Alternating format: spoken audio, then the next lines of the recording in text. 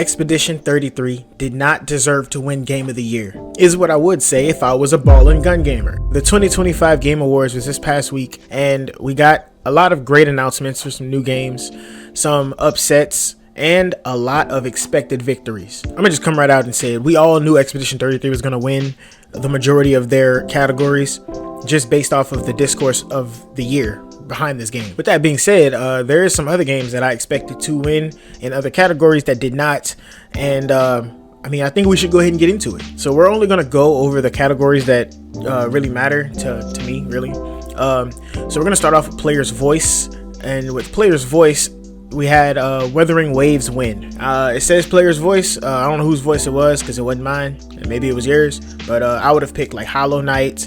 I would have picked Ghost of Yotei. I would have either picked Dispatch or even Expedition 33. For the next one is the Best Esports Team. I keep it 3 bands, but y'all don't watch it, so I ain't worried about it. Same thing with Esports Athlete. We're going to pass that up. But Best Esports Game ended up being Counter-Strike 2. Of course. I guess like the game been out forever, so it's kind of crazy that it can still be nominated. I guess it is an ongoing game and all, but like, come on, bro. When I really look at it, every game on there has been out for at least 4 to 5 years, if I'm not mistaken, with Valorant. So to be real with you, none of these games should have technically been nominated, but I guess because they run the esports right now, they are still relevant. Whatever. Counter-Strike. For Content Creator of the Year, it went to Moist Critical. That's fine. The only other person that I know on the list is Kai Cenat, and I don't really see him as a gaming content creator. I know he plays some games, right? But I don't really see him as a big advocate of the gaming community. So, Moist Critical is like probably the most recognizable name on that list for me. Then we have the most anticipated game, which went to Grand Theft Auto 6. Of course. Really and truly, this game really don't need to be up here because we all know that everybody anticipates it. It's going to win every single time. We should probably clear this for some new participants. Like, if you win this, I feel like you should only be able to win it once because if I'm not mistaken, this game won last year as well. And if it don't come out next year, it's going to win the next year. And if it don't come out the year after that, it's going to just keep winning it. I don't know. That's kind of odd. Like, how many badges of most anticipated game is gonna, get put on their the box when you buy the game? It's gonna be weird. What, the game gonna come out in 3 years and they're gonna have 3, 4, 5 years from now, and they're gonna have 5 freaking most anticipated stickers, 1 for each year? Like, I ain't gonna lie, that's a bad look.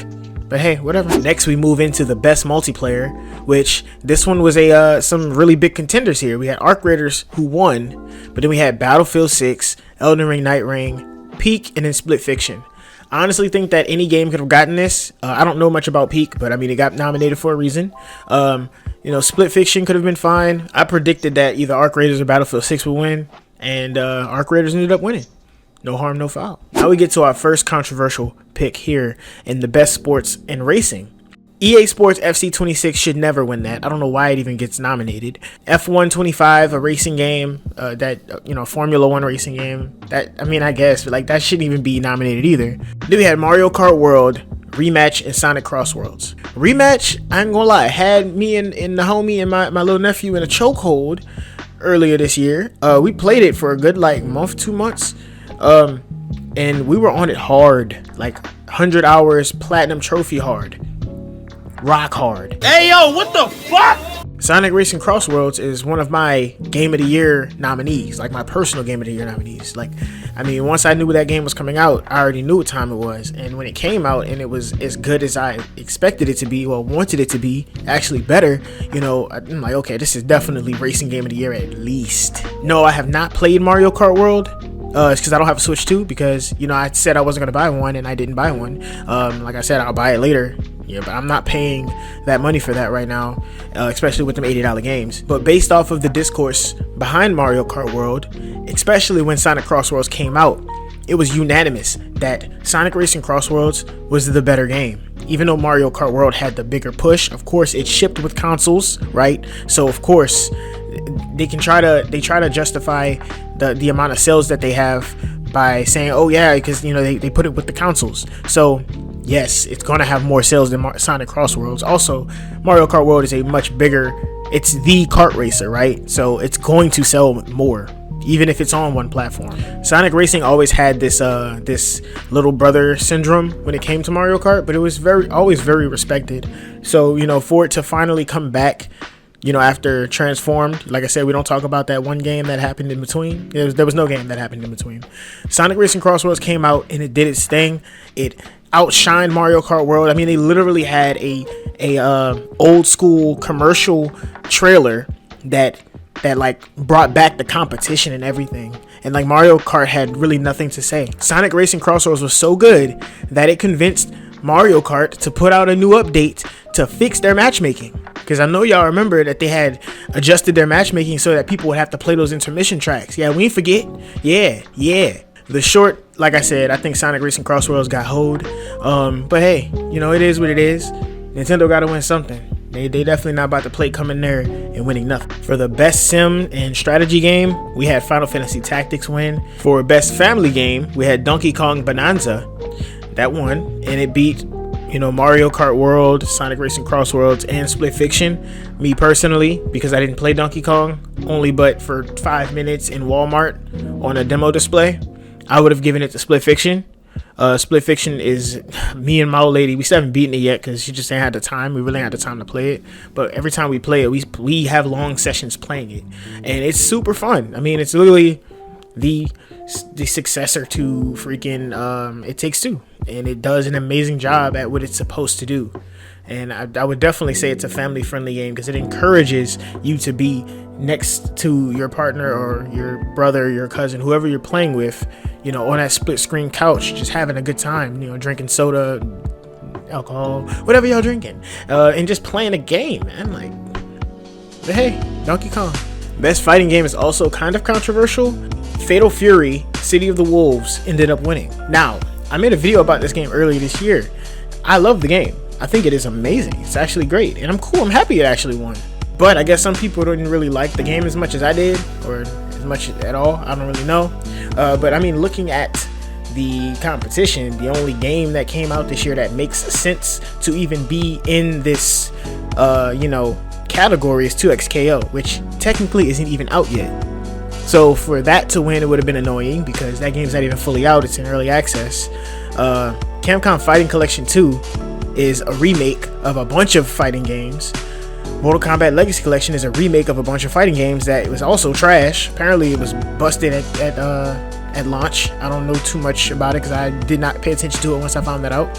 And then Virtua Fighter 5 Revo is literally Virtua Fighter 5. I mean, I literally bought it. It's $20, but it's fun.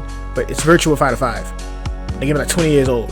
That should not be nominated. I don't care if it's a re-release. It's ridiculous. And here we go for the sweeper. The street sweeper, Clair Obscur Expedition 33 won Best RPG. Of course, we move on to Best Action Adventure Game. We had Hollow Knight Silksong win, which is cool. I mean, like I said, of the games that were there, I didn't get to play the Indiana Jones game.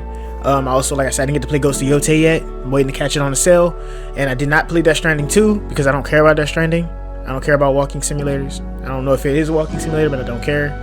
It's one of them games that I seen the gameplay and I just didn't care about it. But anyways, I digress. Split Fiction could have also won that.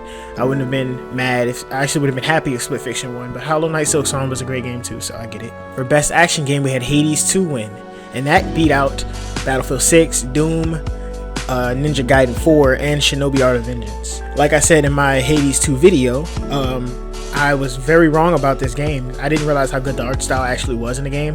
I also didn't realize how fun the game was. I thought it was just a generic roguelike, which, don't get me wrong, the stuff that it does is pretty basic in a roguelike, but at the same time, it's the flair and the flavor of the game that makes it so unique in what it is in its systems. So you know, it's cool. Best action game, yeah. I love VR, but we ain't worried about this.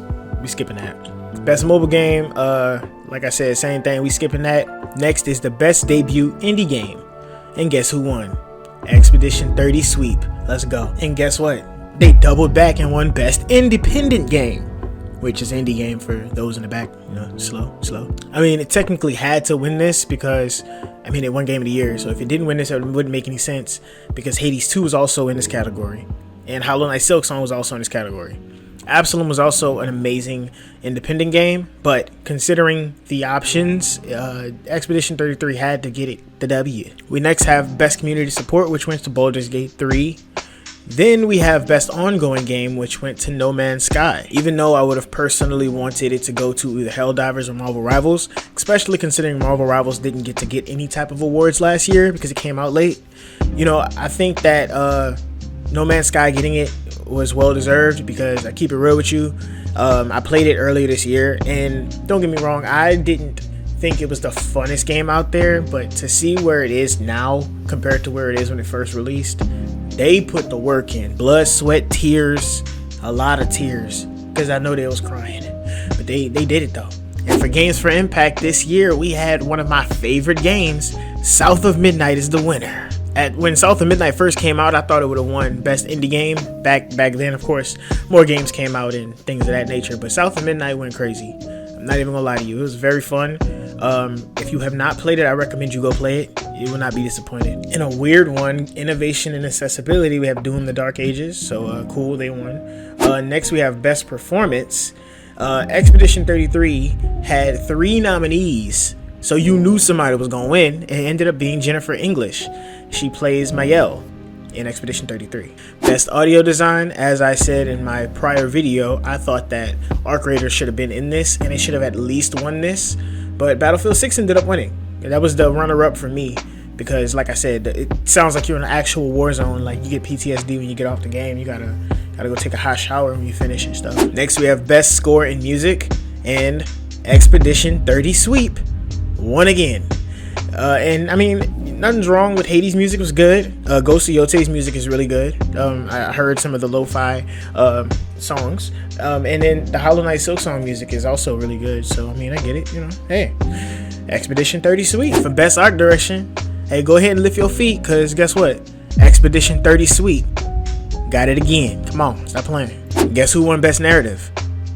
Haha, Expedition 30 Sweep, you already knew. Best Adaptation, The Last of Us Season 2 won, which first of all, it shouldn't have been nominated. You know who should have been nominated? The Sonic 3 movie, the one that I have on Blu-ray, because it was fire. Me and my old lady went and seen it. It was flames. Freaking Shadow went crazy. Everybody went crazy in there. That was a great movie. But no, you got the Minecraft movie being, I mean, I guess the Minecraft movie honestly probably should have won over The Last of Us. I don't know why The Last of Us won. Like, nobody cared about that season 2. And we all know why. It wasn't because the season 2 is actually bad. It was because, you know, some people didn't play the game and they didn't know, you know, what happens at the beginning of the second game. So, you know, hey. For Best Game Direction, take a guess. Yeah, I know. Expedition 30 Sweep. And last but not least, the one, the only Game of the Year went to Expedition 30 Sweep. As I stated before, if you played this game, you knew that it was gonna get Game of the Year. Like, Hades 2 is cool. Hollow Knight Silksong was amazing. I didn't play Kingdom Come Deliverance 2, but you know, everybody who played it loved it. That was actually Game of the Year when it first came out. People was loving that game. Donkey Kong Bananza, that was another one in the talks. Death Stranding 2, I mean, I think that's just up there because Kojima. But hey, 33, it just did its thing. It did everything it was supposed to do. And honestly, I think it's well deserved. But hey, that's just my thoughts, my opinions on the Game Awards 2025. What do you think? Did you think that Expedition 33 deserved to win? Do you think that it was too obscure? Man, what the fuck is you talking about? What the fuck was that? I'm sorry, man. What else do you think got shafted this year? Go ahead and leave it in the comment sections. We can have a conversation about it. For now, like, share, subscribe. Stay tuned. Captain out.